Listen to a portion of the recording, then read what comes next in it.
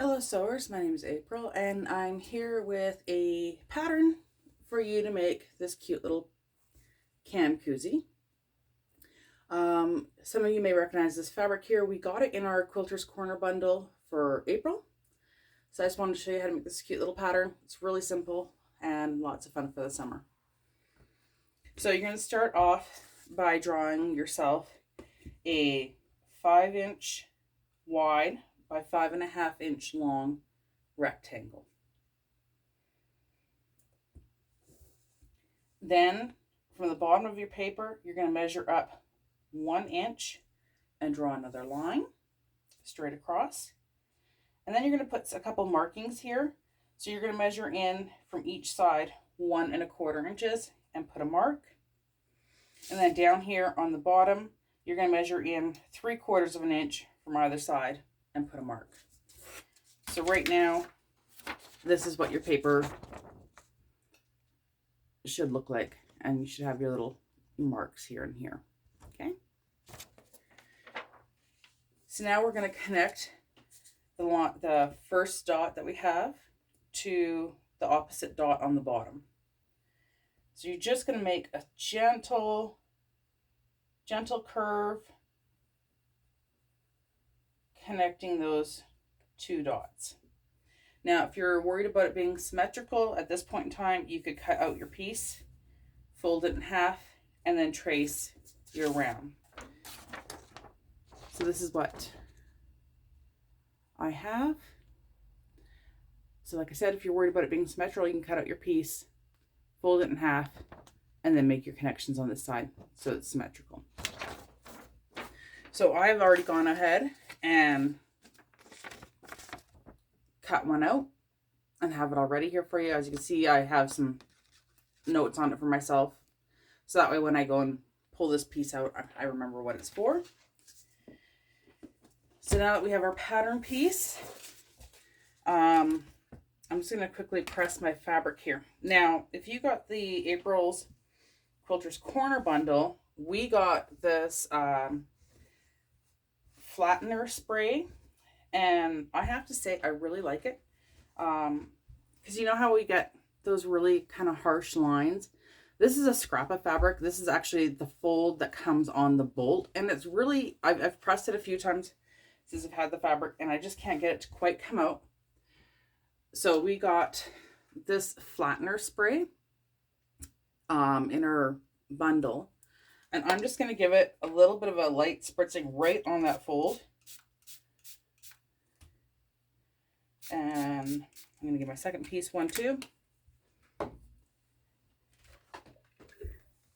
And then I'm just going to give it a press here. So you want to have your fabric folded in half.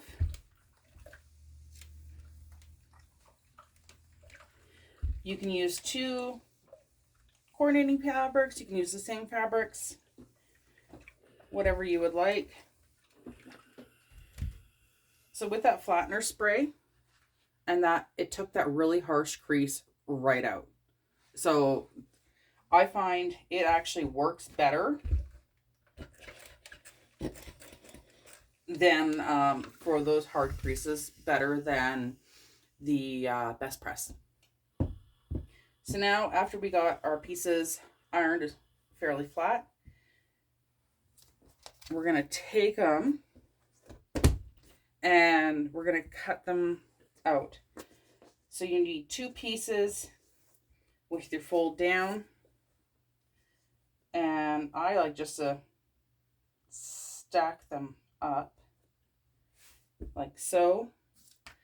And then our bottom here, where we have cut the curve, we're going to place that down on the fold, and we're going to stick a couple pins in it. I like to just throw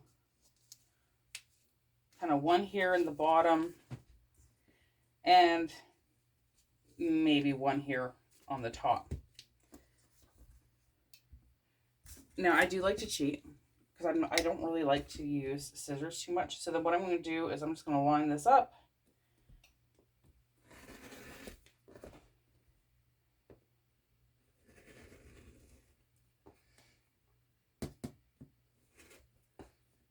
cut it out like so.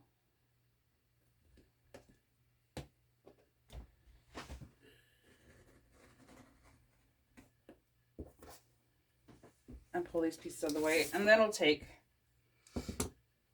my good fabric scissors and I will just cut out that curve. I find sometimes if I try cutting it with a rotary cutter, I was cutting a little too far in.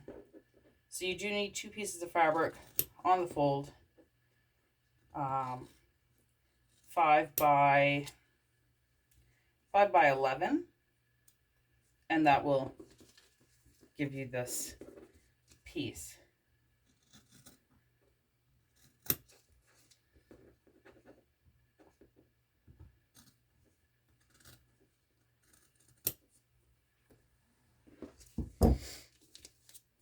And pin your pattern. So then this will give us our 2 pieces that look like this. So we're just going to set them aside for a minute. I have been using Insel Bright, so that's the one with the shiny on the outside and the fuzzies. So I just take it. There again, you only need a 5 by 11 piece. Give it a bit of a finger fold. Make sure it's straight. This one here has the selvage where there's no tinfoil, so I don't use that piece. There again, you could just use a scrap of really any batting, but the Insel Bright does help hold in the coldness and reflect the heat.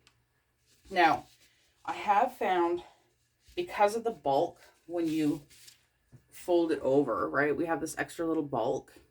I have found that if I lined up exactly on this edge, the piece was a little big. So I like to pull it up just 1/8 of an inch. So that way my pattern piece is kind of overhanging about 1/8. And there again, I'll throw, well, that edge isn't straight, so I'll pull that in a little bit. Throw a pin at the top. Throw a pin at the bottom.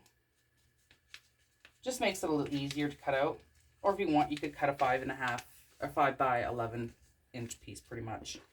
So you see what I mean here? I have my paper here kind of overhanging just that little bit, just to get, so I don't have so much bulk. I know it's a little hard to see. So there again, I'm just going to take my rotary cutter, trim that, line this up.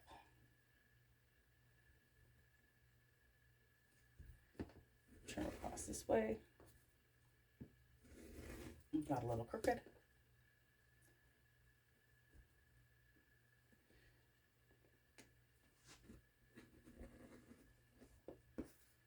And trim her all the way around. And then again, I'll just take my scissors and cut this curve.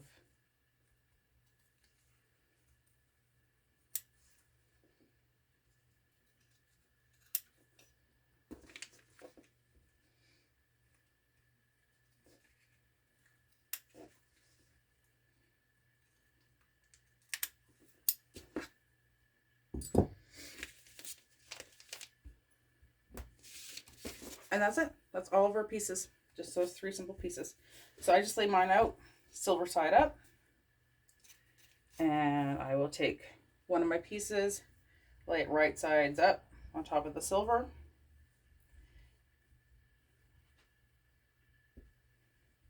And then I'll take my second fabric piece and lay it right sides down. Do your best to line everything up. When you cut them double, you should be pretty close. Sometimes it's not quite perfect, not a big deal. Let's do your best. And then proceed to pin or wonder clips, which we did receive in another package.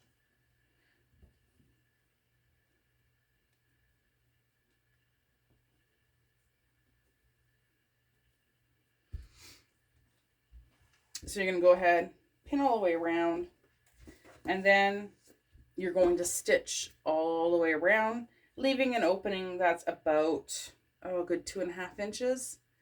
And that. So I'm going to go ahead and do that, and I will meet you back here. So now that I have sewn all the way around and I have left my opening, before I turn it, we want to go in and clip just before where the threads meet on all 4 corners on each side. This helps to reduce any bulk that we might have and makes it so we get a nicer point. Now also, where the circle comes in here, you want to just take your scissors and snip just to before those threads on all 4 of those sections. And this just makes it so it will lay a little nicer. And then I'm also going to go ahead and just clip some little notches here around the circle edge, around the rounded edge there. There again, it just helps for it to lay a little nicer. So as you can see, I've clipped these edges here, and then I've clipped in this corner. Now you're just gonna reach in your opening here between your 2 layers of fabric and pull it on through. It can be a little tricky.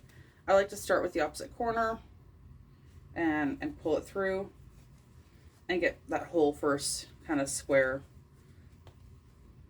pulled up and through.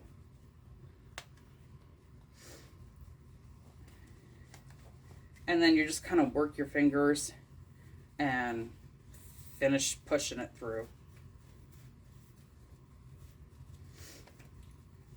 Now in one of our other boxes, I'm trying to remember if it was April's or if it was March's, we oh my goodness, that's not wanting to come.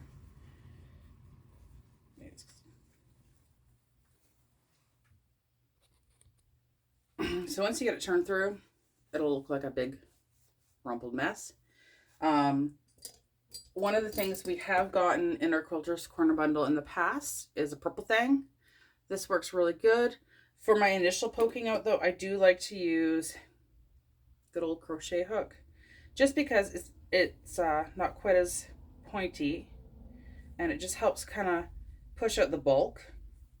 And then I just run it across the back side of my seams on the rounded side, and it just really helps to kind of push everything out. So go ahead,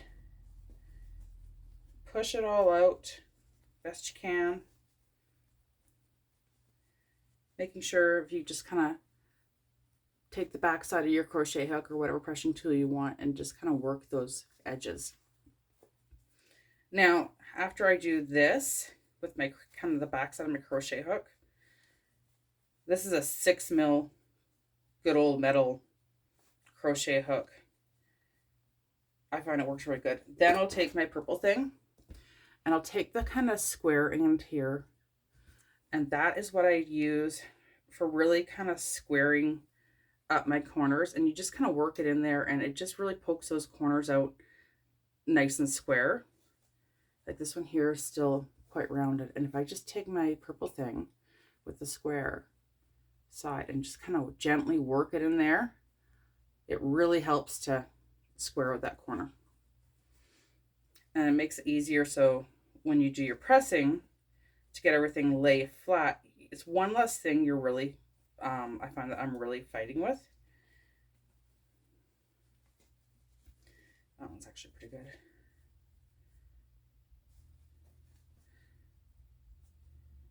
So that one. See it, we're good. So now I got like this big wrinkled mess, so I'm just going to clear my ironing mat.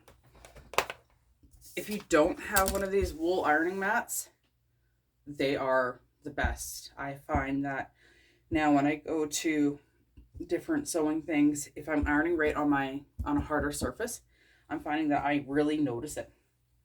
So what I like to do is I just kind of take it and roll it between my fingers until I get a nice edge where I'm happy with it. And then just give it a good pressing. And we're not going to really worry about that open side right now. We'll deal with that later. And apparently I got lint on my iron, not a big deal. I'll bring out one of those iron cleaning cloths later and give it a good clean.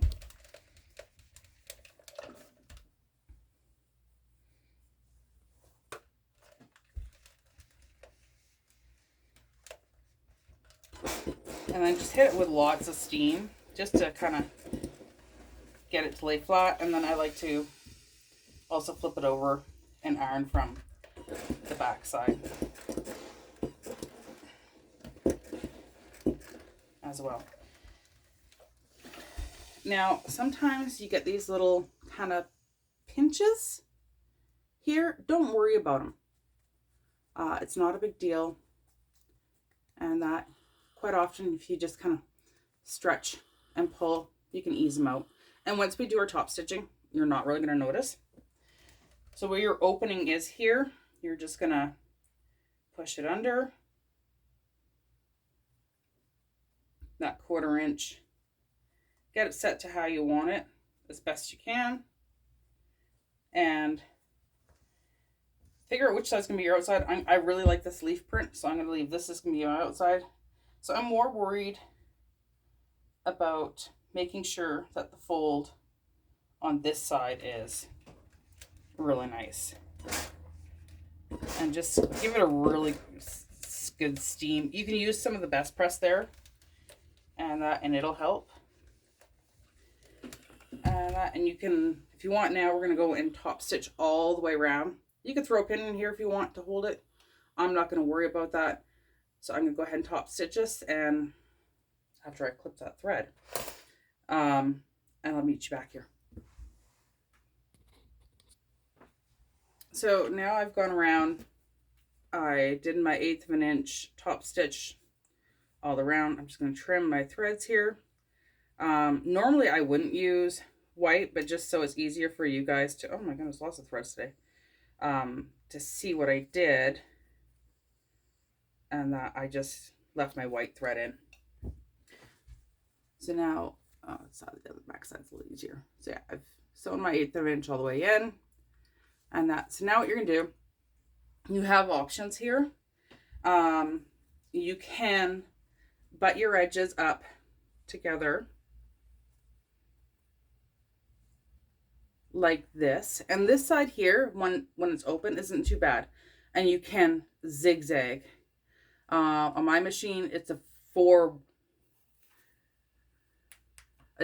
wide, sorry, lost power. 4 wide, and then I do about a 2 length, and just do a really good tight button, zigzag, just butting those up.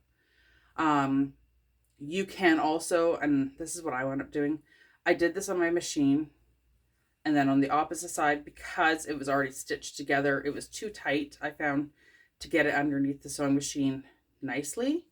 Then I hand stitched it, just flipping it to the outside and just doing a gentle basic ladder stitch. And then you will wind up with your can koozie. So I hope you enjoyed this. See you next time. Have a good day.